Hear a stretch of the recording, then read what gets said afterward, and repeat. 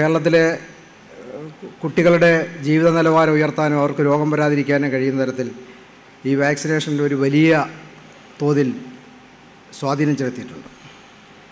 കഴിഞ്ഞ ഒരു 1-2 വർഷങ്ങളായിട്ട് കേരളത്തിൽ ഈ വാക്സിൻ പ്രിവെൻറ്റബിൾ ഡിസീസ് അല്ലെങ്കിൽ വാക്സിൻ കൊണ്ട് തടയാവുന്ന രോഗങ്ങൾ തിരിച്ചു വന്നു എന്നത് എല്ലാവരെയും ഉത്കണ്ഠപ്പെടുത്തുന്ന ഒരു കാര്യമാണ്.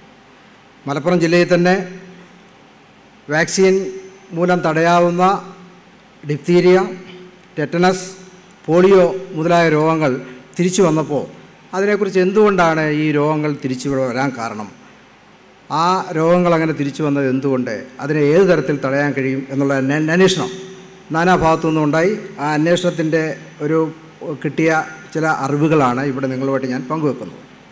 രോഗം തടയാൻ ഏതാണ്ട് 17ഓളം വാക്സിനുകൾ വികസിത രാജ്യങ്ങൾ ഉപയോഗിക്കുന്നുണ്ട്. കേരളത്തിലാവട്ടെ 10 വാക്സിനുകളെ ഉപയോഗിക്കുന്നുള്ളൂ. വാക്സിൻ ഉപയോഗിച്ചതിന് ശേഷം പല രാജ്യങ്ങളിലും ഈ രോഗത്തിൻ്റെ വ്യാപനം വളരെ കുറഞ്ഞു എന്ന് നമുക്ക് കാണാൻ കഴിയും. ഉദാഹരണമായിട്ട് ലോകത്തു നിന്ന് വസൂരി നിർമ്മാർജ്ജനം ചെയ്യപ്പെടുകയുണ്ടായി. ഇന്ന് വസൂരിയുടെ രോഗാണുക്കൾ ഒരു ടെസ്റ്റ് ട്യൂബിൽ ലബോറട്ടറിയിൽ മാത്രമാണുള്ളത്. അതേസമയം മറ്റു പല രോഗങ്ങളും ലോകത്തിൻ്റെ നാനാഭാഗത്തുണ്ട് തന്നെ. ഈ വാക്സിൻ ഉപയോഗിച്ചതിന് ശേഷം പോളിയോ ഏതാണ്ട് നിർമ്മാർജ്ജനം ചെയ്ത മാതിരിയാണ്. ആ പോളിയോ നിർമ്മാർജ്ജനം ലോകത്തിൻ്റെ നാനാഭാഗങ്ങളിൽ നിർമ്മാർജ്ജനം ചെയ്തെങ്കിലും ചില രാജ്യങ്ങളിൽ ഈ പോളിയോ ഇപ്പോഴും ഉണ്ട്. അതിലൊന്നാണ് മലപ്പുറം. ലോകത്തിൻ്റെ ഏതാണ്ട് 3 രാജ്യങ്ങളാണ് പാകിസ്ഥാൻ, അഫ്ഗാനിസ്ഥാൻ, നൈജീരിയ എന്നീ രാജ്യങ്ങളിലാണ് ഈ പോളിയോ ഇപ്പോഴും ഉള്ളത്. അതുകൊണ്ടാണ് ലോകത്തുനിന്ന് ഇത് നിർമ്മാർജ്ജനം ചെയ്തു എന്ന് പറയാൻ കഴിയാത്തത്. മലപ്പുറം ജില്ലയിൽ ഈ ഡിപ്തീരിയ വന്ന് ഏതാണ്ട് 410 കേസുകളോളം ഡിപ്തീരിയ വന്നിട്ടുണ്ട്. ആ ഡിപ്തീരിയ വന്നു കഴിഞ്ഞാൽ 40 ഡിപ്തീരിയാണെന്ന് സ്ഥിരീകരിച്ചിട്ടുണ്ട്. ആ ഡിപ്തീരിയ രോഗം വരാൻ എന്താണെന്ന് നോക്കിക്കഴിഞ്ഞപ്പോൾ ഇതിൽ ഈ ഡിപ്തീരിയ വാക്സിൻ എടുക്കാത്ത ആൾക്കാരിലാണ് ഈ രോഗം വന്നത് എന്ന് കാണാൻ കഴിയും. അപ്പോഴാണ് മലപ്പുറം ജില്ലയുടെ വാക്സിനെക്കുറിച്ചുള്ള അന്വേഷണം ആരംഭിച്ചു. അപ്പോൾ ഏതാണ്ട് 50% കുട്ടികൾ മാത്രമേ വാക്സിൻ എടുക്കാതിരിക്കുന്നുള്ളൂ എന്ന് നമുക്ക് കാണാൻ കഴിയും. ഈ വാക്സിൻ എടുക്കാതിരിക്കാനുള്ള കാരണം എന്താണെന്നുള്ളത് അന്വേഷിച്ച് പോയി കഴിഞ്ഞപ്പോൾ വാക്സിൻ കൊണ്ട് എന്തൊക്കെ ഗുണങ്ങളാണ് ഉണ്ടാവുക. വാക്സിൻ കൊണ്ട് നിങ്ങൾക്ക് ദീർഘായുസ് കിട്ടുന്നു, കാരണം രോഗം വരുന്നില്ല, അതുകൊണ്ട് ആരോഗ്യം കൂടുതൽ കാലം ദീർഘിക്കുന്നു. വാക്സിൻ കൊണ്ട് സാമ്പത്തിക നേട്ടം ഉണ്ടാകുന്നു. ഒരു രോഗം വന്ന് ചികിത്സിച്ച് കഴിഞ്ഞാൽ അതിന് വേണ്ടി വരുന്ന ചിലവ് വളരെ കൂടുതലാണ്. അതേസമയത്ത് രോഗം വരാതിരുന്നാലോ സാമ്പത്തിക നേട്ടം വളരെ കൂടുതലായിട്ടുണ്ടാകുകയും ചെയ്യും. ഈ വാക്സിൻ ഇല്ലാത്തതുകൊണ്ട് വാക്സിൻ കുട്ടികൾ കൊടുത്തു കഴിഞ്ഞാൽ അവരുടെ ജീവിത നിലവാരം വളരെയേറെ ഉയർന്നു പോകുന്നു. കാരണം രോഗം വരുന്നില്ല, അതുകൊണ്ട് അവർക്ക് ജോലി ചെയ്യാൻ കഴിയുന്നു, കൂടുതൽ കാലം ദീർഘമായി ജീവിക്കുന്നു, അതുകൊണ്ട് അവരുടെ ജീവിത നിലവാരം വളരെയേറെ കൂടുകയും ചെയ്യുന്നു. ഇത് വികസിത രാജ്യങ്ങളിലെടുത്ത ഒരു സ്ലൈഡാണ്. അവിടെ കൊടുക്കുന്ന ഏതാണ്ട് 17 ഇനം വാക്സിനുകളാണ്. അതേസമയത്ത് വാക്സിൻ ഉപയോഗിച്ചതിന് ശേഷം അവിടെയുണ്ടായ രോഗപ്രതിരോധത്തിൻ്റെ കണക്കുകളാണ് അടുത്ത സ്ലൈഡിൽ കാണിക്കുന്നത്. സ്മോൾ പോക്സ് ഏതാണ്ട് ലോകത്തു നിന്ന് നിർമ്മാർജ്ജനം ചെയ്യപ്പെട്ടു. ഡിപ്തീരിയ ആകെപ്പാടെ ഒറ്റ കേസാണ് കഴിഞ്ഞ ഒരു 10 വർഷത്തിനിടയ്ക്ക് അമേരിക്ക റിപ്പോർട്ട് ചെയ്യപ്പെട്ടു. മീസിൽസ് ആണെങ്കിൽ ഏതാണ്ട് 55 കേസുകൾ മാത്രമേ റിപ്പോർട്ട് ചെയ്തിട്ടുള്ളൂ. അതുതന്നെ 88% കൂടുതൽ ആ മീസിൽസിനെ തടയാനായിട്ട് ഈ വാക്സിനേഷൻ കൊണ്ട് കഴിയും. ഈ വാക്സിൻ്റെ ഗുണം ഇത്രമാത്രം നന്നായി നമുക്ക് കാണാൻ കഴിയും ലോകരാജ്യങ്ങളൊട്ടാകെ. അപ്പോൾ എന്തുകൊണ്ടാണ് മലപ്പുറം ജില്ലയിൽ ഈ വാക്സിൻ ആൾക്കാർ ഉപയോഗിക്കാത്തത് എന്നാണ് മനസ്സിലായി. നമുക്കറിയാം, ഒരു രോഗം പിടിപെട്ട് കഴിഞ്ഞാൽ, ഒരു പോളിയോ പിടിപെട്ട ഒരു കുട്ടിയുടെ ചിത്രം നോക്കൂ. കൈകാലുകൾ കുഴഞ്ഞു, അവസാനം എണീറ്റ് നടക്കാൻ പറ്റാത്ത ഒരവസ്ഥയിലേക്ക് പോകുന്നു. ഈ രോഗമാണ് ഇന്ന് മലപ്പുറം ജില്ലയിൽ ഏതാണ്ട് 460ഓളം കുട്ടികളിൽ കണ്ട രോഗം. തൊണ്ടയിലെ ഡിപ്തീരിയ എന്ന് പറയുന്ന രോഗം ബാധിക്കുന്നു. അതിനുള്ള മരുന്നിന്ന് ലഭ്യമല്ല. കാരണം ഈ രോഗം ഇല്ലാത്തത് കൊണ്ട് തന്നെ ഇന്ന് ആ മരുന്ന് കമ്പനികൾ ആ മരുന്ന് ഉൽപ്പാദിപ്പിക്കുന്നില്ല. ഈ ഡിപ്തീരിയ വന്നു കഴിഞ്ഞപ്പോൾ ആ രോഗിയെ ചികിത്സിക്കാൻ വേണ്ടി പ്രത്യേകിച്ച് മരുന്ന് കമ്പനികളോട് നമ്മൾ ആവശ്യപ്പെടുക ചെയ്യുക ആൻറ്റി ലിപ്തറ്റിക് സിറം ഉണ്ടാക്കാൻ വേണ്ടി. ആ സിറം ഉണ്ടാക്കി വരുമ്പോഴത്തേക്ക് രോഗി മരിച്ചിരിക്കും. ഈ പണ്ട് കാലത്ത് ധാരാളം കേസുകൾ ഡിപ്തീരിയ ബാധിച്ച് കേരളത്തിൽ അങ്ങോളം ഇങ്ങോളം റിപ്പോർട്ട് ചെയ്തിരുന്നു. പക്ഷേ മലപ്പുറം ജില്ല ഒഴിച്ച് ബാക്കി ഒരു ജില്ലയിലും ഈ രോഗം വ്യാപനം കാണുന്നില്ല. ഇത് ടെറ്റനസ് എന്ന് പറഞ്ഞ ഒരു രോഗമാണ്. ടെറ്റനസ് കുതിരശനി എന്ന് പറയുന്ന ഒരു അണു ശരീരത്തിൽ കടന്നു കഴിഞ്ഞാൽ അവരുടെ ഞരമ്പുകൾക്ക് പേശിപിടുത്തം ഉണ്ടാകുകയും അങ്ങനെ വളരെ ദീർഘകാലം ചികിത്സ വേണ്ടി വരികയും ചിലപ്പോൾ വെന്റിലേറ്ററിൽ തന്നെ രോഗി കിടക്കേണ്ടിയും ചെയ്യുന്ന ഒരവസ്ഥ വരുന്നുണ്ട്. ഇത് മലപ്പുറം ജില്ലയിൽ റിപ്പോർട്ട് ചെയ്ത കണക്കാണ്. 2015 6 ടെറ്റനസ്, 2016 261 ഡിഫ്തീരിയ, 2014 തന്നെ 774 മീസിൽസ് കേസുകളും റിപ്പോർട്ട് ചെയ്തിട്ടുണ്ട്. വാക്സിൻ കവറേജ്, വാക്സിൻ്റെ ആൾക്കാർ ഉപയോഗിച്ച വാക്സിൻ്റെ അളവ് നോക്കുമ്പോൾ 52% ആൾക്കാർ മാത്രമേ വാക്സിൻ ഉപയോഗിക്കുന്നുള്ളൂ എന്ന് കണ്ടു. വാക്സിൻ രോഗം തടയുന്നു, രോഗവ്യാപനം. ഒരുപക്ഷേ ഈ വാക്സിൻ ഒരു 90% ആൾക്കാർക്കും വാക്സിൻ എടുത്തു കഴിഞ്ഞാൽ മിക്കവാറും ആ രോഗം വരാതിരിക്കാനുള്ള സാധ്യതയുണ്ട്. അതിനെ ഹേർഡ് ഇമ്മ്യൂണിറ്റി എന്നാണ് പറയുക. ഈ രോഗാണു മറ്റുള്ള വാക്സിൻ എടുത്ത കുട്ടികളിലേക്ക് വരാത്തതുകൊണ്ട് മറ്റുള്ളവരേക്ക് ഇത് പകരാനുള്ള സാധ്യത കുറയുന്നു. അങ്ങനെ 90% കുട്ടികളും വാക്സിൻ എടുത്താൽ 10% വാക്സിൻ എടുത്തില്ലെങ്കിൽ തന്നെയും അവർക്ക് ശരീരത്തിൻ്റെ ഒരു പ്രൊട്ടക്ഷൻ കിട്ടും. രോഗത്തെ നിയന്ത്രിച്ച് നിർത്താനും രോഗത്തെ നശീകരിക്കാനും രോഗത്തെ ഉന്മൂലനം ചെയ്യാനും കഴിയുന്ന ഒരു രീതിയാണ് വാക്സിനേഷൻ. അതുകൊണ്ട് ഉദാഹരണമായിട്ട് ഞാൻ നേരത്തെ പറഞ്ഞ പോലെ സ്മോൾ പോക്സ്, വസൂരി എന്ന് പറയുന്നത് ഇന്ന് ലോകത്തിൻ്റെ നാനാ ഭാഗത്തു നിന്നും ഉന്മൂലനം ചെയ്യപ്പെട്ടു. അതിന്ന് രോഗാണു ഒരു ലബോറട്ടറിയിലെ ഒരു ടെസ്റ്റ് ട്യൂബിൽ മാത്രമാണ് ഇന്ന് സ്മോൾ പോക്സിൻ്റെ വാക്സിൻ ഉള്ളത്. ഈ അഫ്ഗാനിസ്ഥാൻ, നൈജീരിയ, പാകിസ്ഥാൻ എന്നീ സ്ഥലങ്ങളിലാണ് ഇപ്പോഴും പോളിയോ കേസുകളുള്ളത്. അതുകൊണ്ടാണ് ലോകം ഇന്ന് പോളിയോ വിമുക്ത ലോകം എന്ന് നമുക്ക് പറയാൻ കഴിയാത്തത് അതുകൊണ്ട് തന്നെയാണ്. മലപ്പുറത്ത് നേരത്തെ പറഞ്ഞ പോലെ പോളിയോയും ടെറ്റനസും ഡിഫ്തീരിയയും വന്നു. അതിൻ്റെ കാരണങ്ങളെക്കുറിച്ച് ഞങ്ങളൊരു അന്വേഷണം നടത്തിയതിൻ്റെ അന്വേഷണത്തിൻ്റെ കണ്ടെത്തിയ ചില ഫലങ്ങളാണ് ഞാനിവിടെ വിവരിക്കാൻ പോകുന്നത്. ഈ വാക്സിൻ എന്തുകൊണ്ടാണ് എടുക്കാതിരിക്കുന്നത്, അതിൻ്റെ കാരണങ്ങളെക്കുറിച്ചൊരു അന്വേഷണം നടത്തി. കാരണം പല ആൾക്കാരുമായിട്ട് ഞങ്ങൾ നേരിട്ട് സംസാരിച്ചു, പല സംഘടനകളോട് സംസാരിച്ചു. അപ്പോഴൊക്കെ അവർ പറയുന്ന കാരണങ്ങൾ ഏതൊക്കെയാണെന്നാണ് നിങ്ങളുമായിട്ട് ഞാനത് പങ്കുവെക്കാൻ ശ്രമിക്കും. ഒന്നാമത്തേത്, കേരളത്തിലൊട്ടാകെ ഒരുപാട് ഹോമിയോ ചികിത്സകരുണ്ട്. ഹോമിയോ ചികിത്സയിൽ വാക്സിനേഷൻ ഇല്ലാത്തതുകൊണ്ട് തന്നെ അവരതിനെതിരാണ്. അവരിതിന് വ്യാപകമായ പ്രചരണം അഴിച്ചുവിടുകയും ചെയ്തു. രണ്ടാമത്തതും വൈദ്യന്മാരാണ്. വൈദ്യന്മാരും ഈ പറഞ്ഞ പോലെ അവർക്കും വാക്സിനേഷൻ ഇല്ല. വൈദ്യരെന്ന് പറയുന്ന ആയുർവേദ വൈദ്യം എന്ന് പറയുന്നത് ഏതാണ്ട് ഒരു വേദങ്ങളോളം പഴക്കമുള്ളതാണ്. 5000 വർഷങ്ങൾക്ക് മുമ്പുള്ളതാണ് ആയുർവേദം. അന്നുണ്ടായിരുന്ന ദശമൂലാരിഷത്തിൻ്റെ കണ്ടന്റ് തന്നെയാണ് ഇന്നത്തെ ദശമൂലാരിഷത്തിലും. ഒരിക്കലും ഒരു മാറ്റം വരാത്ത ഒന്നാണ് ആയുർവേദം. അപ്പോൾ അത് പ്രാകൃത ശാസ്ത്രം എന്ന് തന്നെ പറയാം. ഹോമിയോപ്പതി ചികിത്സ എന്ന് പറയുന്നത് അശാസ്ത്രീയമായ ഒരു കപടവൈദ്യമാണ്. ആ കപടവൈദ്യത്തിൻ്റെ തിയറികൾ കേട്ട് കഴിഞ്ഞാൽ തന്നെ അത്ഭുതപ്പെട്ടു പോകും. കാരണം നേർപ്പിക്കും തോറും വീര്യം കൂടുന്ന മരുന്നുകളാണ് അതിലുള്ളത്. അപ്പോൾ ഒരു തുള്ളി പഞ്ചസാര, ഒരു ചായക്കകത്തിൽ ഒരു പഞ്ചസാര അതിൻ്റെ 1000 അംശം കിട്ടാൻ നല്ല മധുരം കിട്ടേണ്ടതാണ്. പക്ഷേ ഹോമിയോ ചികിത്സ കൊണ്ട് അത് കിട്ടുന്നില്ല. അപ്പോൾ അവരോട് തർക്കിക്കാനൊന്നും നിൽക്കുന്നില്ല. പക്ഷേ ഹോമിയോ ചികിത്സ എന്ന് പറഞ്ഞാൽ അശാസ്ത്രീയ ചികിത്സ, അത് ഈ വാക്സിൻ എടുക്കാതിരിക്കാൻ വേണ്ടി വ്യാപകമായിട്ട് അവർ ആൾക്കാരെ പ്രേരിപ്പിക്കുന്നു എന്ന് നമ്മൾ കണ്ടു കഴിഞ്ഞു. മൂന്നാമത്തത് ഈ പ്രകൃതി ചികിത്സകരാണ്. ഇതെല്ലാം പ്രകൃതിയുടെ സംഭാവനയാണെന്നും പ്രകൃതിയിലുള്ള ഭക്ഷണപദാർത്ഥങ്ങൾ കഴിച്ചാൽ രോഗം മാറും എന്നുള്ള ഒരു ചിന്തയോടുകൂടി പ്രകൃതി. ഒരുപാട് ആൾക്കാർ ക്ഷണിക വിശ്വാസികളാണ് കേരളീയ. ആ ക്ഷണിക വിശ്വാസത്തിൻ്റെ ഭാഗമായിട്ട് അവർ ഈ ഹോമിയോ ചികിത്സ, ഈ പ്രകൃതി ചികിത്സകർ പറയുന്നത് കേൾക്കും. ഒരുപക്ഷേ ഈ വാട്സപ്പിൽ കൂടി വരുന്ന മെസ്സേജുകളൊക്കെ ആൾക്കാർ ധാരാളമായിട്ട് വിശ്വസിക്കുകയും ചെയ്യുന്നുണ്ട്.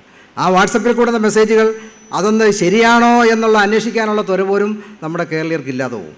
ഒരുപക്ഷേ നിങ്ങൾ കേട്ടാണ്, ഈ അടുത്ത കാലത്ത് വാട്സപ്പിൽ കൂടെ ഒരു മെസ്സേജ് വന്നു. സതീഷ് ചന്ദ്രൻ എന്ന് പറയുന്ന കേരളീയനായ തിരുവനന്തപുരത്തുകാരനായ ഡോക്ടർ മേയോ ക്ലിനിക്കിൽ നിന്ന്, അദ്ദേഹം ഇപ്പം മേയോ ക്ലിനിക്കിലാണ് ജോലി ചെയ്യുന്നത്. അദ്ദേഹം പറയുന്നു, അതിൻ്റെ വാട്സപ്പ് മെസ്സേജാണ്, നിങ്ങൾ പ്രമേഹം പിടിച്ചു കഴിഞ്ഞാൽ ഒരു കാരണവശാലും മരുന്ന് ഉപയോഗിക്കരുത്, പ്രഷറിനും മരുന്ന് ഉപയോഗിക്കരുത്.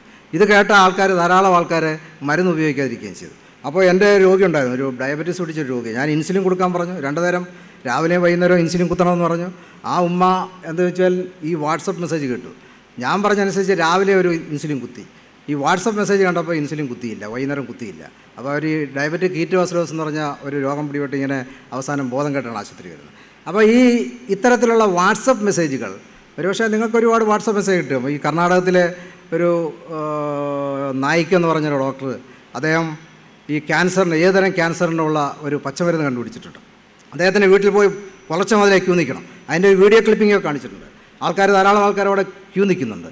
പുലർച്ചയ്ക്ക് 1 മണിക്ക് നിന്നെങ്കിൽ രാവിലെ അദ്ദേഹത്തെ കാണാൻ പറ്റും. അത്രമാത്രം തിരക്കാണ്. 600 രൂപയാണ് അദ്ദേഹത്തിൻ്റെ ഫീസ്. അപ്പം ഈ മരുന്ന് കഴിച്ചാൽ ഏത് ക്യാൻസറുകളും ഭേദപ്പെടും. പക്ഷേ ഈ അനുഭവങ്ങളുടെ ഒരുപാട് നമ്പറും കൊടുത്തു. ഞാൻ ആ അനുഭവപ്പെട്ടവരുടെ 1-2 പേരുടെ ഫോണിൽ വിളിച്ചു. അവരാരും ഫോൺ എടുത്തില്ല. ഒരു ഏജൻറ്റിൻ്റെ ഫോൺ വിളിച്ചു കഴിഞ്ഞപ്പോൾ അദ്ദേഹം എടുത്തു കഴിഞ്ഞ് ഞാൻ ചോദിച്ചു, എനിക്ക് ഈ പ്രോസ്റ്റേറ്റിൽ ക്യാൻസറാണ്, എന്താ ചികിത്സ എടുക്കേണ്ടത്? അപ്പോൾ അദ്ദേഹം പറഞ്ഞു, നിങ്ങളൊരു കാര്യം ചെയ്യുക, ഇപ്പോൾ എടുത്തുകൊണ്ടിരിക്കുന്ന ചികിത്സകൾ വല്ലതും എടുക്കുന്നുണ്ട്, റേഡിയേഷൻ എടുക്കുന്നുണ്ട്, കീമോതെറാപ്പി എടുക്കുന്നുണ്ട്. അങ്ങനെയാണ്, അതൊന്നും നിർത്തരുത്. നിങ്ങൾ നേരെ അവിടെ പോയി വൈദ്യരെ കാണാൻ 600 രൂപയുടെ മരുന്ന് ഒഴിച്ചാൽ നിങ്ങളുടെ ക്യാൻസർ ഭേദപ്പെടും. ഇത് കേട്ട് ധാരാളം ആൾക്കാർ ഇതിൻ്റെ പുറകെ പോയിട്ടുണ്ട്. എന്നാൽ ഇതിൻ്റെ വസ്തുനിഷ്ഠമായ കാര്യം എന്തെന്ന് അന്വേഷിക്കാനുള്ള ത്വര നമ്മുടെ കേരളീയനില്ല. അത് കാണിച്ചത് ഒരു മദാമയാണ്. മദാമ ഒരു ക്യാമറയായിട്ട് ഈ വൈദ്യരുടെ അടുത്ത് വന്ന് അയാൾ പിടിച്ചുകൊണ്ട് പോയി ഇതെന്താണ് ഇതിൻ്റെ അത്ഭുതം നോക്കി കഴിഞ്ഞപ്പോൾ ഇയാൾ അടുത്ത് നിൽക്കുന്ന ഒരു മരത്തിൻ്റെ തൊലി കട്ട് ചെയ്തിട്ട് ആൾക്കാർക്ക് കൊടുക്കലായിരുന്നു. അത് താൽക്കാലികമായിട്ട് നിന്നൊരു സംഭവം. അത് കഴിഞ്ഞിട്ട് പോയി. അപ്പോൾ ഈ വൈദ്യന്മാർ, പ്രകൃതി ജീവനക്കാർ, അതേപോലെ ഹോമിയോ ചികിത്സകരൊക്കെ ഇവിടെ വളരെ വ്യാപകമായിട്ട് പ്രചരണം അഴിച്ചുവിട്ടു. ആ പ്രചരണം ഒരുപക്ഷെ മലപ്പുറത്ത് എനിക്ക് വന്ന് അത്ര വലിയ ക്ലിക്ക് ചെയ്തിട്ടില്ല. പക്ഷേ ഈ പ്രചരണം മറ്റ് സ്ഥലങ്ങളിലും ഈ ഹോമിയോ ചികിത്സകളുടെ ഒന്നും പ്രചരണം അത്രമാത്രം ക്ലിക്ക് ചെയ്യാതിരിക്കും. മറ്റ് ജില്ലകളുണ്ടല്ലോ, മറ്റ് ജില്ലകളിലാണ്ട് 100% വാക്സിനേഷൻ എടുത്തു കഴിഞ്ഞാൽ അവിടെ ഒന്നും രോഗം വന്നിട്ടില്ല. പക്ഷേ ഈ മലപ്പുറം ജില്ലയിൽ ഇവർ ഇത് പ്രചരിപ്പിക്കുകയും അതിനോടൊപ്പം തന്നെ 1-2 ചെറിയ കാര്യങ്ങളും കൂടെ ഇതിൻ്റെ കൂടെ അവരടിച്ചു വിട്ടു. അതിലെ ഒന്നാമത്തെ കാര്യമാണ് സന്താനോൽപാദന ശേഷി. ഈ വാക്സിൻ എടുത്തു കഴിഞ്ഞാൽ കുട്ടികൾക്ക് പിൽക്കാലത്ത് സന്താനങ്ങളെ ഉൽപ്പാദിപ്പിക്കാൻ കഴിയാതെ വരും എന്നുള്ളൊരു വലിയ തത്വം ഇത് വ്യാജമായി പ്രചരിപ്പിച്ചു. രണ്ടാമത്തത്, വാക്സിൻ നിർമ്മിക്കുന്നത് ഇവിടെയല്ല, ഇസ്രയേലിലാണ്. ഇത് വാട്സപ്പിൽ വന്നതാണ്. അപ്പോൾ ഞാൻ പോയി ചോദിച്ചു, കുറേ ആൾക്കാരോട് ചോദിച്ചു, എന്തുകൊണ്ടാണ് നിങ്ങൾ ഈ വാക്സിൻ എടുക്കാത്തത്, കുട്ടികൾക്ക് പ്രൊട്ടക്റ്റ് ചെയ്യാത്തത്? കുട്ടികൾ മരിച്ചല്ലോ, ഈ കുട്ടികൾ മരിച്ചു കഴിയുമ്പോൾ നിങ്ങൾ എന്തുകൊണ്ട് ഇതിന് വാക്സിൻ എടുക്കുന്നില്ല? അത് അവർ പറഞ്ഞ 2 കാരണങ്ങൾ ഇതാണ്. ഒന്നാമത് സന്താനോൽപാദന ശേഷി നശിപ്പിക്കും, രണ്ടാമത് വാക്സിൻ ഉൽപ്പാദിപ്പിക്കുന്ന ഇസ്രയേലാണ്. അതാണ് ഞാൻ ചെറുതായിട്ടൊന്ന് അന്വേഷിച്ച് നോക്കി എന്താണ് ഇതിൻ്റെ നിജസ്ഥിതി എന്നുള്ള അന്വേഷിക്കും. അപ്പം ഖുറാനകത്തിലുണ്ട്, മതം മുഴുവൻ അള്ളാഹുവിൻ്റേതാകും വരെ അവിശ്വാസികളോട് യുദ്ധം ചെയ്യുക. അപ്പോൾ ലോക ജനസംഖ്യയിൽ മുസ്ലിങ്ങളാകെ 24% മാത്രമേ ഉള്ളൂ. അപ്പോൾ ലോകം മുഴുവൻ അള്ളാഹുവിൻ്റേതാകണമെങ്കിൽ നിങ്ങൾ അവിശ്വാസികളോട് യുദ്ധം ചെയ്യണം. യുദ്ധം ചെയ്തു കഴിഞ്ഞാൽ കൂടുതൽ ആൾക്കാരെ ഉൽപ്പാദിപ്പിക്കണം. അപ്പോൾ ലോകത്ത് ഏതാണ്ട് 49 രാജ്യങ്ങൾ മാത്രമേ ഇസ്ലാം രാജ്യങ്ങളുള്ളൂ, ബാക്കിയുള്ളതൊക്കെ ഇസ്ലാം രാജ്യങ്ങളല്ല. അപ്പോൾ ഇത്രയും രാജ്യങ്ങളിൽ കൂടുതൽ ആൾക്കാരെ നിങ്ങൾ മതപരിവർത്തനം നടത്തുകയോ അല്ലെങ്കിൽ ആക്രമിക്കുകയോ അവരെ അങ്ങനെ ആക്കിയെടുക്കുകയോ ചെയ്തു കൂടുതൽ ഉൽപ്പാദിപ്പിച്ച് കൂടുതൽ മുസ്ലിങ്ങളെ ഉണ്ടാക്കിയാൽ മാത്രമേ അള്ളാഹു പറഞ്ഞ ആ ലെവലിലേക്ക് പോകാൻ കഴിയുള്ളൂ. അപ്പം എന്നാൽ ഈ മുസ്ലിങ്ങളെല്ലാം ഈ പറയുന്ന പോലെ വാക്സിൻ എടുക്കാത്തവരാണോ? അതുമല്ല. ഈ ഹജ്ജ് കർമ്മത്തിന് പോകുന്ന ആൾക്കാർ 2 തരം വാക്സിൻ നിർബന്ധമായിട്ട് എടുക്കണം. ഒന്നാമത്തെ മെനിഞ്ചോകോക്കൽ വാക്സിൻ, അത് പണ്ട് മുതലേ മെനിഞ്ചോകോക്കൽ വാക്സിൻ എടുത്തെങ്കിലേ ഹജ്ജ് കർമ്മത്തിന് പോകാൻ പറ്റുള്ളൂ. രണ്ടാമത് 2014 H1N1 വന്നതിന് ശേഷം ആ വാക്സിൻ എടുക്കണം. ആ വാക്സിൻ എടുത്തില്ലേ അങ്ങോട്ട് കയറ്റില്ല. അപ്പോൾ ഇസ്രായേൽ എന്ന് പറയുന്ന രാജ്യത്തെക്കുറിച്ച് എന്തുകൊണ്ടാണ് ഇത്രമാത്രം വൈരാഗ്യം ഈ മുസ്ലിങ്ങൾക്ക് ഇസ്രായേലിനുണ്ടായത്? ഇസ്രായേലിനെക്കുറിച്ചുള്ള ചരിത്രം നമുക്ക് കാര്യമായിട്ട് അറിയില്ല. അപ്പോൾ അങ്ങനെ ഇരിക്കുമ്പോഴാണ് ഇസ്രായേൽ എന്ന് വെച്ചാൽ സാധനം എന്താണ് എന്നുള്ളതിനെക്കുറിച്ച് ഞാനത് ചെറുതായിട്ട് വായിച്ച് മനസ്സിലാക്കിയ കാര്യങ്ങളാണ്. അപ്പോൾ വായിച്ചു തന്നു കഴിഞ്ഞപ്പം ഇസ്രായേൽ എന്ന് പറയുന്ന സ്ഥലത്ത് 3 മതങ്ങളുടെ ഉത്ഭവ സ്ഥാനമാണ്. ഒന്ന് ജൂതമതം, രണ്ടാമത്തെ ക്രിസ്തുമതം, 3 ഇസ്ലാം മതം. ഇവയുടെ ഗോത്രപിതാക്കളൊക്കെ ഇസ്രായേലിലാണ്. ഈ 3 മതങ്ങളുടെയും ദൈവം ഒന്നാണ്. അതാ രസം. 3 മതങ്ങളുടെയും ദൈവം അള്ളാഹുവ, ഈ യഹോവയാണ്. യഹോവ ആദ്യമായിട്ട് മോസസ് എന്ന് പറഞ്ഞ പ്രവാചകനിൽ കൂടി അദ്ദേഹം 10 കൽപ്പനകൾ അടങ്ങിയ പെട്ടകം കൊടുത്തു. അത് ഈജിപ്തിൽ നിന്ന് അദ്ദേഹം തിരിച്ചു വരുമ്പോൾ സിനായി മരുഭൂമിയിൽ വെച്ച് മോസസിന് 10 കൽപ്പന അടങ്ങിയ പെട്ടകം ദൈവം കൊടുക്കുകയാണ്. വിശ്വാസമാണ്. അപ്പോൾ അതിൻ്റെ ആൾക്കാരാണ് ഈ ജൂതമതക്കാർ. ആ ജൂതമതക്കാരിൽ തന്നെയാണ് ക്രിസ്തു ഒരു ജൂതനാണ്. അപ്പം ഈ ക്രിസ്തു എന്ന് പറയുന്നൊരു പ്രവാചകൻ വന്ന ജൂതമതത്തിൽ നിന്നാണ്. അദ്ദേഹത്തിൻ്റെ ദൈവം യഹോവ തന്നെയാണ്. അത് കഴിഞ്ഞിട്ട് വീണ്ടും പുതിയൊരു മതം ഉണ്ടാകുന്നതാണ് ഇസ്ലാം മതം. ഇസ്ലാം മതവും അത് അവരുടെ ദൈവം യഹോവ തന്നെയാണ്, ഈ യഹോവ തന്നെയാണ്. അതേ സമയത്ത് പ്രവാചകന് മാത്രമേ മാറ്റം ഉണ്ടാവുള്ളൂ. പലപ്പോഴും നമ്മൾ ചിന്തിക്കാറുണ്ട്, ഈ ദൈവം ഒരു 3 മതം ഉണ്ടാക്കി, ഈ ഗോത്രത്തിൻ്റെ പിതാവ് ഒന്ന് തന്നെയാണ്. പക്ഷേ 3 മതങ്ങളും അവരുടെ വ്യത്യസ്തമാണ്, അവരുടെ എല്ലാ കാര്യങ്ങളിലും വ്യത്യസ്തമാണ്. ക്രിസ്തുമതമാണെങ്കിൽ, ജൂതമതമാണെങ്കിൽ ശനിയാഴ്ചയാണ് അവരുടെ പ്രാർത്ഥനാ ദിവസം, ക്രിസ്തുമതത്തിനാണ് ഞായറാഴ്ചയാണ് പ്രാർത്ഥനാ ദിവസം, ഇസ്ലാം മതത്തിനാണെങ്കിൽ വെള്ളിയാഴ്ചയാണ് അവരുടെ പ്രാർത്ഥനാ ദിവസം. അപ്പോൾ അങ്ങനെ അതിൽ നല്ല വൈവിധ്യമാണ്. അവരുടെ ജീവിത രീതിയും ദൈവത്തിലുള്ള കൺസെപ്റ്റും തന്നെ വ്യത്യാസമാണ്. അപ്പോൾ രാവിലെ ദൈവം എന്ന് പറയും, ഉച്ചയ്ക്ക് വേറെന്ന് പറയും, വൈകുന്നേരം വേറൊന്നും പറയുന്ന ഒരു ദൈവത്തെ നിങ്ങൾക്ക് ഇവിടെ കാണാൻ കഴിയും. സാധാരണ രീതിയിൽ ഞാൻ പറഞ്ഞാൽ നിങ്ങൾ എന്നെ പിടിച്ച് ഊളംപാറ ആശുപത്രിയിലാക്കും, അത് വേറെ കാര്യം. അപ്പോൾ ഇസ്രായേൽ എന്ന് പറയുന്ന ഒരു രാജ്യം അത് വളരെ ചെറിയൊരു രാജ്യമാണ്. വളരെ ചെറിയ വെച്ചാൽ കേരളത്തിൻ്റെ പകുതി വിസ്തീർണ്ണമുള്ള ഒരു രാജ്യമാണ്. കേരളത്തിൻ്റെ പകുതി എന്ന് പറയുന്നത് 20,000 സ്ക്വയർ ഫീറ്റേ ഉള്ളൂ, സ്ക്വയർ കിലോമീറ്ററേ ഉള്ളൂ ഇസ്രായേൽ. അതേസമയത്ത് കേരളമാണെങ്കിൽ 38,000 സ്ക്വയർ കിലോമീറ്ററുള്ള. അവിടെ ജീവിക്കുന്നവരാകട്ടെ ഏതാണ്ട് 89 ലക്ഷം ജനങ്ങളാണ്. അതിൽ 88% ജനങ്ങൾ ജൂതന്മാരും ബാക്കി 10% ജനങ്ങൾ അവിടുത്തെ മുസ്ലിങ്ങളും ബാക്കിയുള്ളവരും മറ്റു മതക്കാർ ക്രിസ്ത്യാനികളൊക്കെയാണ്. ആ ഇസ്രായേൽ എന്ന് പറയുന്ന ആ രാജ്യം, ഇത് ഒരു അബ്രഹാം എന്ന് പറയുന്ന ഗോത്രപിതാവ്, അദ്ദേഹം മെസപ്പൊട്ടേമിയയിൽ നിന്ന് വന്നു. ആ മെസപ്പൊട്ടേമിയയിൽ വന്ന് കനായി എന്ന് പറഞ്ഞ ദേശത്തേക്ക് പോയി. ദൈവം വാഗ്ദത്തം നൽകിയ ഭൂമിയിലേക്ക് പോയി. അവിടെ നിന്ന് അവിടെ ക്ഷാമം വന്നപ്പോൾ അവിടെ ഇദ്ദേഹം ഈജിപ്തിൻ്റെ അടുത്ത് പോയി. ഈജിപ്തിലെ ഫെവറോൻ അദ്ദേഹത്തിനെ അവിടെ കൊണ്ടുപോയി സ്വീകരിച്ചു. അവിടെ നിന്ന് ഇദ്ദേഹത്തിൻ്റെ ഭാര്യ സാറ എന്ന് പറയുന്ന സ്ത്രീയെ ഫെവറോൻ ആ കൊട്ടാരത്തിൽ താമസിപ്പിച്ചു. ഫെവറോൻ ഈ അബ്രഹാമിൻ്റെ ഭാര്യയാണ് സാറ എന്ന് മനസ്സിലാക്കിയപ്പോൾ അവരെ തിരിച്ചുവിട്ടു. അവരെ തിരിച്ചുവിടുമ്പോൾ അവരുടെ കൂടെ ഹാഗർ എന്ന് പറയുന്ന ഒരു സ്ത്രീയെ പരിചാരിയെ കൂടെ തിരിച്ചു കൊടുത്തു. അപ്പോൾ അദ്ദേഹം തിരിച്ച് വീണ്ടും കനാൻ ദേശത്തേക്ക് വരികയാണ്. കനാൻ ദേശത്തേക്ക് വന്ന എബ്രഹാമിന് 99 വയസ്സും സാറയ്ക്ക് 90 വയസ്സുമായി, കുട്ടികളില്ല. അപ്പോൾ ആ നാട്ടുനടപ്പനുസരിച്ച് ഇദ്ദേഹത്തിൻ്റെ പരിചാരികയിൽ കുട്ടിയെ ഉൽപ്പാദിപ്പിക്കാനായിട്ട് ഭാര്യയും കൂടെ സമ്മതിച്ചു. അങ്ങനെ ഹാഗർ എന്ന് പറഞ്ഞ സ്ത്രീയിൽ അദ്ദേഹം ഒരു കുട്ടിയെ ജന്മം കൊടുത്തു. അതാണ് ഇസ്മായിൽ. ഇസ്മായിൽ ജനിച്ചു കഴിഞ്ഞ് സാറ വലിയ പ്രാർത്ഥിച്ചു. അത് സാറയിലൊരു കുട്ടിയുണ്ട്, അതാണ് ഇസ്ഹാക്ക്. ഇസ്മായിലിൻ്റെ വംശപരമ്പരയാണ് പിന്നീട് ഇസ്ലാമിൻ്റെ സന്തതികളായി അവരുടെ മാറിയതെന്നും അതേപോലെ ഇസ്ഹാക്കിലുണ്ടായ കുട്ടിയാണ് ഇസ്ഹാക്കിൻ്റെ വംശപരമ്പരയാണ് പിന്നെ ജൂതന്മാരായിത്തീരുന്നതും പിന്നെ അതിനകത്ത് നിന്ന് ക്രിസ്തുമതം ഉണ്ടായിരുന്ന കഥ.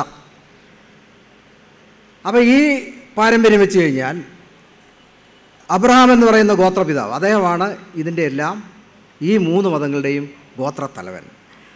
അപ്പോൾ കനാൻ ദേശത്തേക്ക് ഇവരെ ഫെവറോൻ്റെ അടിമയായി ഈജിപ്തിൽ കഴിഞ്ഞു. അത് കഴിഞ്ഞ് ഒരു കുറേ കാലം കഴിഞ്ഞിട്ട് ഫെവറോനെ അവിടുന്ന് മോചിപ്പിച്ചുകൊണ്ട്, ഫെവറോൻ രാജാവിൻ്റെ അടുത്തുനിന്ന് മോചിപ്പിച്ചുകൊണ്ട് മോസസ് എന്ന് പറയുന്ന ആൾ സിനായി മരുഭൂമി വന്നു. സിനായി മരുഭൂമിയിൽ നിന്നും അദ്ദേഹം അവിടെ വെച്ച് തന്നെ മരണപ്പെട്ടു. അതിനുശേഷം ജോഷുവ എന്ന് പറയുന്നൊരു നേതാവാണ് ഇവരെ കനാൻ ദേശത്തേക്ക് ആനയിക്കുന്നത്.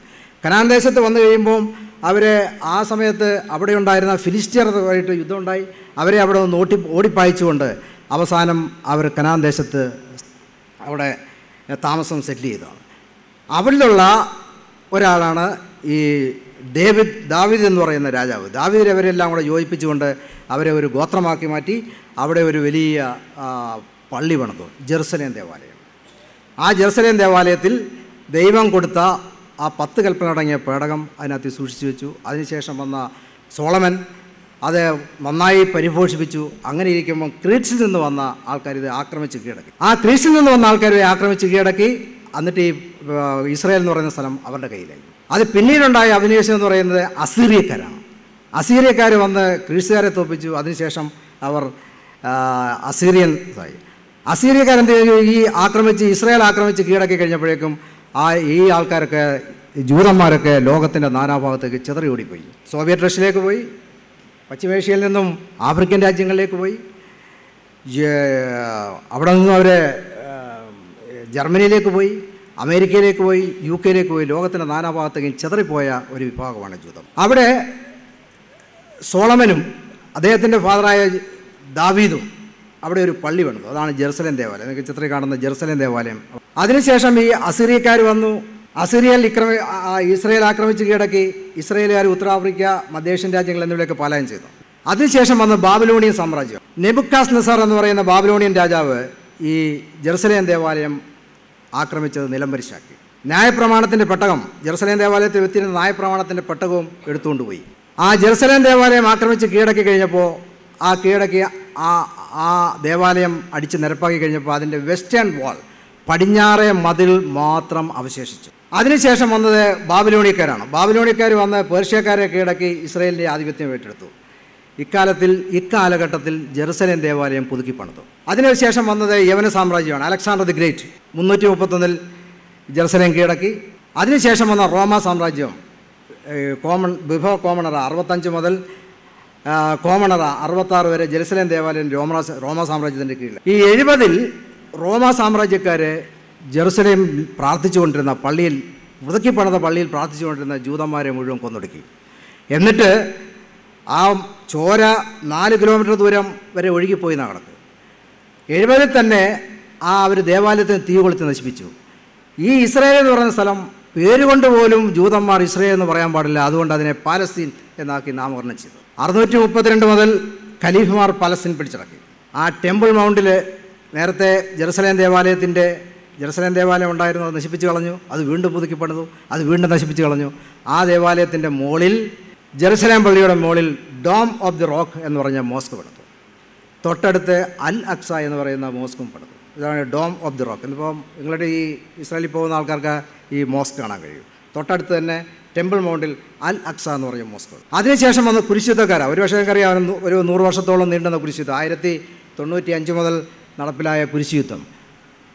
യൂറോപ്യൻ രാജ്യങ്ങളിൽ നിന്ന് മാർപ്പാപ്പയുടെ വാക്ക് കേട്ടുകൊണ്ട് ഒരു കൈയിൽ കുരിശും ഒരു കൈയിൽ വാളുമായിട്ട് അവർ ആക്രമിച്ച് അറബികളെ തോൽപ്പിച്ച് ഇസ്രായേലുകാർ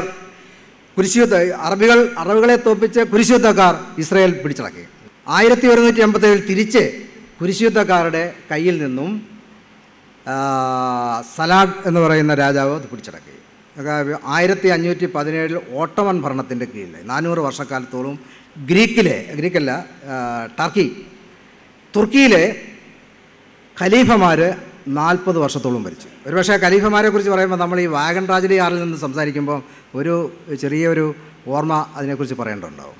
ഒന്നാം ലോകമഹായുദ്ധ കാലത്ത് 1914 ഒന്നാം ലോകമഹായുദ്ധം ആരംഭിക്കുന്നു. 1917 സഖ്യകക്ഷികളെ തോൽപ്പിച്ചുകൊണ്ട് ഈ തുർക്കി ബ്രിട്ടീഷ് പട്ടാളം പിടിച്ചടക്കി. ബ്രിട്ടീഷ് പട്ടാളം മാത്രമല്ല, ബ്രിട്ടീഷുകാരും പിന്നെ UK, ഫ്രാൻസ്, റഷ്യ എന്നിവർ ചേർന്ന ഒരു ആക്രമണത്തിൽ അവർ തുർക്കി ഭരണം, ഓട്ടോമൻ ഭരണം അവിടെ അവസാനിപ്പിക്കുന്നത്.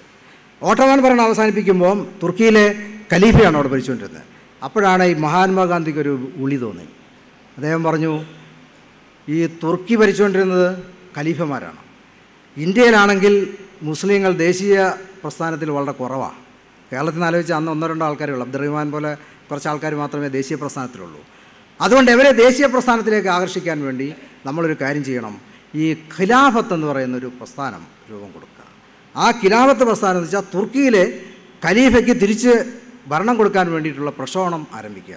അങ്ങനെ ആരംഭിച്ചു കഴിഞ്ഞാൽ നമ്മൾ മുസ്ലിങ്ങൾ ദേശീയ പ്രസ്ഥാനത്തിലേക്ക് വരികയും അവരെ നമുക്ക് ആകർഷിക്കാൻ കഴിയുകയും ദേശീയ പ്രസ്ഥാനത്തിൽ മുതൽക്കൂട്ടാക്കാൻ കഴിയും എന്നുള്ള ധാരണയിലാണ് ഖിലാഫത്ത് പ്രസ്ഥാനം ആരംഭിക്കുന്നത്. ഒരുപക്ഷെ നിങ്ങൾ ഈ ഖിലാഫത്തിനെക്കുറിച്ച് വായിച്ചിട്ടുള്ള ആൾക്കാരുണ്ടെങ്കിൽ അവർക്ക് വളരെ വ്യക്തമായി മനസ്സിലാവും.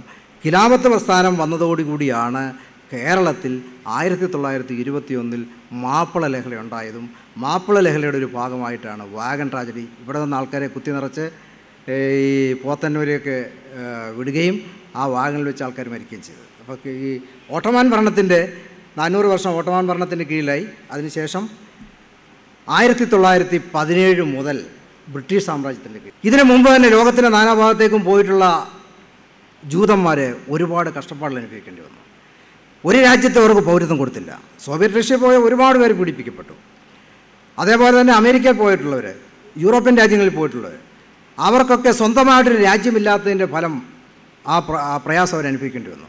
അങ്ങനെ ഇന്ന് കഴിഞ്ഞപ്പോഴാണ് 1897 സയനിസ്റ്റ് പ്രസ്ഥാനം ആരംഭിക്കുന്നു.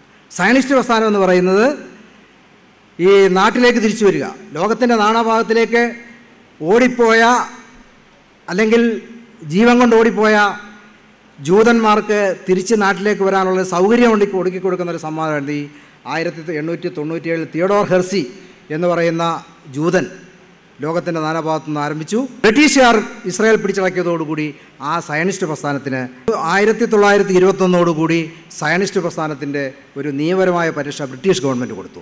അതോടുകൂടി ലോകത്തിൻ്റെ നാനാഭാഗത്തു നിന്നും ജൂതന്മാർ ഇസ്രായേലിലേക്ക് കുടിയേറി കഴിയുമ്പോൾ സ്വാഭാവികമായിട്ടും നമുക്കറിയാം, ആദ്യകാലത്ത് ഈ അസീറിയക്കാർ ആക്രമിച്ചു കഴിഞ്ഞപ്പോൾ ലോകത്തിൻ്റെ നാനാഭാഗത്തേക്ക് ജൂതന്മാർ പോയി. രണ്ടാമത് ബാബിലോണിയക്കാർ വന്നു, അപ്പോഴും ലോകത്തിൻ്റെ നാനാഭാഗത്തേക്ക് പോയി. ഓട്ടോമാൻ ഭരണം വന്നു, അപ്പോഴും ബാക്കിയുള്ള അവശേഷിച്ച ജൂതന്മാരെല്ലാം നാനാഭാഗത്തേക്ക് പോയി. കേരളത്തിൽ ജൂതന്മാർ വന്നു, കേരളത്തിലെ മട്ടാഞ്ചേരി വന്ന് അവർ സെറ്റിൽ ചെയ്തു. എൻ്റെ കൂടെ ഒരു ജൂത പെൺകുട്ടി പഠിച്ചിരുന്നു തിരുവനന്തപുരം മെഡിക്കൽ കോളേജിൽ. ആ ജൂത പെൺകുട്ടിയും തിരിച്ചുപോയി.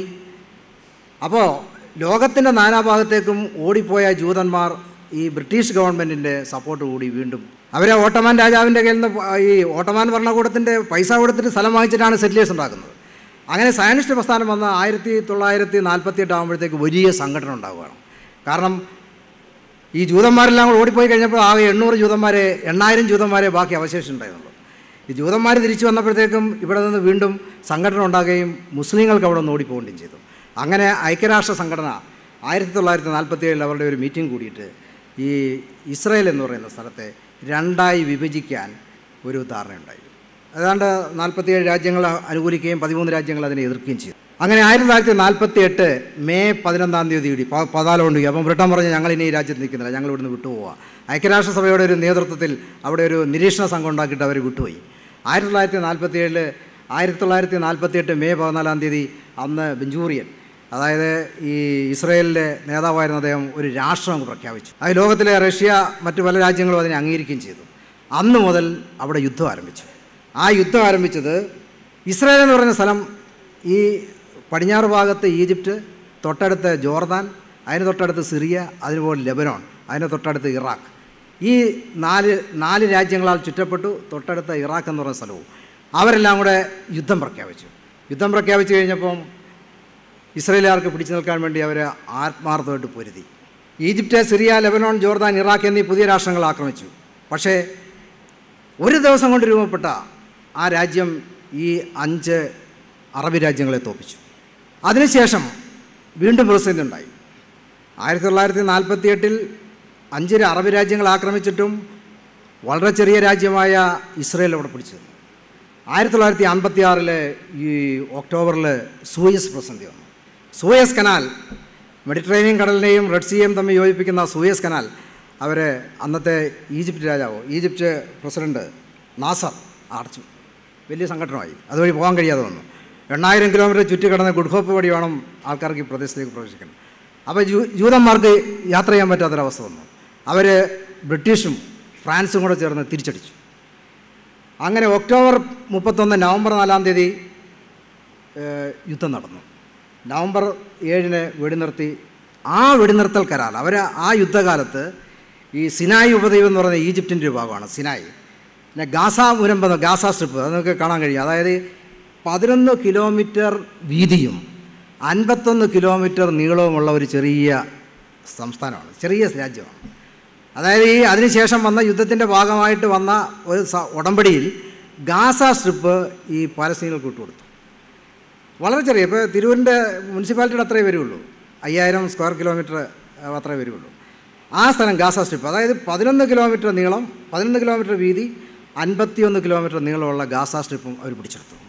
അതുപോലെ തന്നെ ഗോലാൻ കുന്നുകൾ, സിറിയയുടെ ഉള്ള ഗോലാൻ കുന്നുകളുടെ ഒരു ഭാഗം പിടിച്ചെടുത്തു.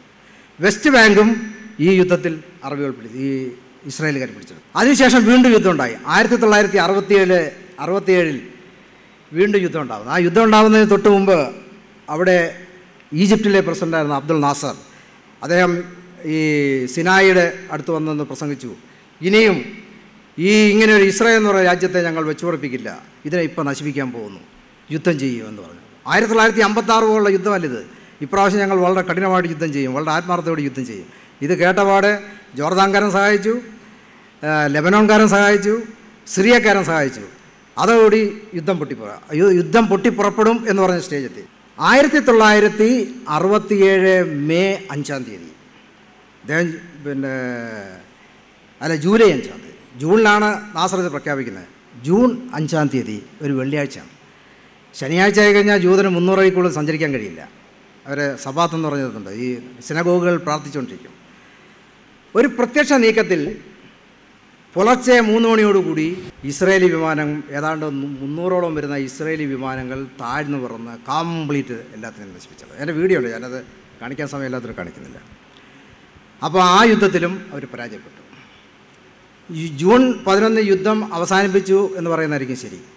അതിനുശേഷം നിങ്ങൾക്കിപ്പോൾ കാണാൻ കഴിയുന്ന ഒരുപാട് ഈ ഗാസ സ്ട്രിപ്പുകൾ, അതേപോലെ തന്നെ ഈ വെസ്റ്റ് ബാങ്ക് എന്നീ സ്ഥലങ്ങളിൽ വേർതിരിച്ചു, 2 ഭാഗങ്ങളാക്കി തിരിച്ചു. എന്നിട്ട് അവിടെ ഗാസ സ്ട്രിപ്പിൽ ഹമാസ് എന്ന് പറയുന്ന ഒരു അവരാണ് ഭരണം നടത്തുന്നത്. വെസ്റ്റ് ബാങ്കിലുള്ളത് ഈ ഇസ്ലാമിക് തന്നെ വേറൊരു സംഘടനയാണ്, അവരാണ് ഭരിക്കുന്നത്. അങ്ങനെ അതിനുശേഷം ഗാസ സ്ട്രിപ്പിൽ നടന്ന സംഘടനകളൊക്കെ നിങ്ങൾക്കറിയാം. ഈ അടുത്ത കാലത്ത് തന്നെ ഇപ്പോൾ മെനഞ്ഞാന്ന് നിങ്ങൾ പത്രത്തിൽ വായിച്ചിട്ടുണ്ടാവും, ഒരു ചെറിയ സംഘടന നടന്നു കഴിഞ്ഞപ്പോൾ അവിടെ 24 പേര് മരിച്ചു. അങ്ങനെ നിരന്തരം സംഘടന നടന്നുകൊണ്ടിരിക്കുകയാണ്. ഈ സംഘടന നടന്നുകൊണ്ടിരിക്കുമ്പോൾ ഇവിടെ മുഴുവനുള്ള പ്രശ്നമെന്ന് പറയുന്നത്, ഒരു കാലത്തും കേരളത്തിൻ്റെയോളം പകുതി വരുന്ന ഒരു രാജ്യത്തെ തോൽപ്പിക്കാൻ അറബികൾക്ക് കഴിഞ്ഞിട്ടില്ല. അതാണ് ഏറ്റവും കൂടുതലായി ഈ മുസ്ലിം സമൂഹത്തെ ഇസ്രായേലിനോട് ദേഷ്യപ്പെടാൻ കാരണം. ഈ കാര്യം മനസ്സിലായിക്കൊണ്ടാണ് ആരോ ഒരു വാട്സപ്പ് മെസ്സേജ് വിട്ടത്, ഈ വാക്സിനൊക്കെ ഉൽപ്പാദിപ്പിക്കുന്നത് ഇസ്രായേലിലാണ്, കള്ളപ്രചരണം നടത്തി. അതുകൊണ്ട് തന്നെ അവർ ഈ വാക്സിൻ ഉപേക്ഷിക്കാൻ.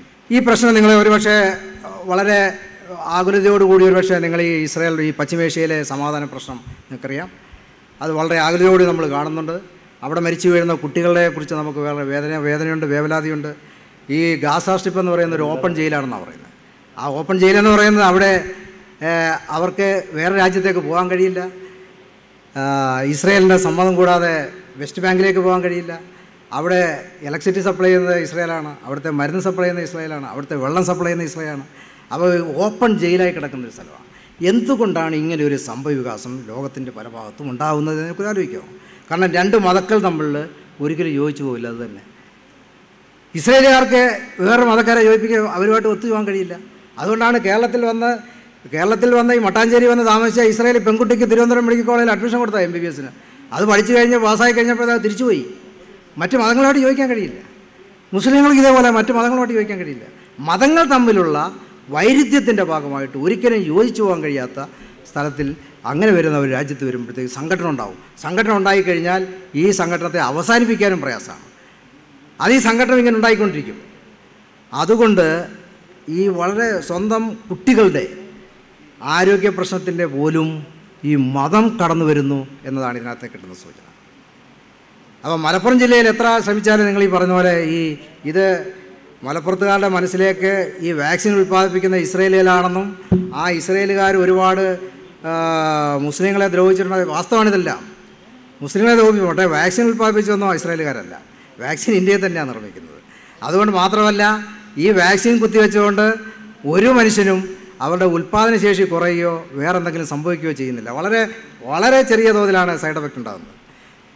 ഈ വാക്സിൻ കൊണ്ട് ലോകരാഷ്ട്രങ്ങളിൽ മുഴുവൻ ലോകത്തൊട്ടാകെ ഒരുപാട് രോഗങ്ങളെ നിർമ്മാർജ്ജനം ചെയ്യാൻ കഴിഞ്ഞു. പക്ഷേ അത് ഈ മതത്തിൻ്റെ പേരിൽ ഈ ഒരു തരത്തിലുള്ള ചിന്താഗതി വന്നതോടുകൂടി ഇത് പൊളിഞ്ഞു പോകുന്നു. മലപ്പുറത്ത് ജില്ല അത് പൊളിഞ്ഞു പോകുന്നു. ആ അന്വേഷണം നിങ്ങളുമായിട്ട് പങ്കുവെക്കുക എന്നതായിരുന്നു എൻ്റെ ലക്ഷ്യം. ഒരുപാട് ചിത്രങ്ങളുണ്ടായിരുന്നു, നമുക്ക് കാണിക്കാൻ കഴിയാത്തതിൽ ഖേദമുണ്ട്. ഏതായാലും ഇത്രയും സമയം നിങ്ങൾ ഇത് കേട്ടോണ്ടിരുന്ന നിങ്ങൾക്ക് ഒരിക്കൽ കൂടി എൻ്റെ നന്ദി പ്രകാശിപ്പിക്കാൻ ഞാൻ അവസാനിപ്പിക്കുന്നു.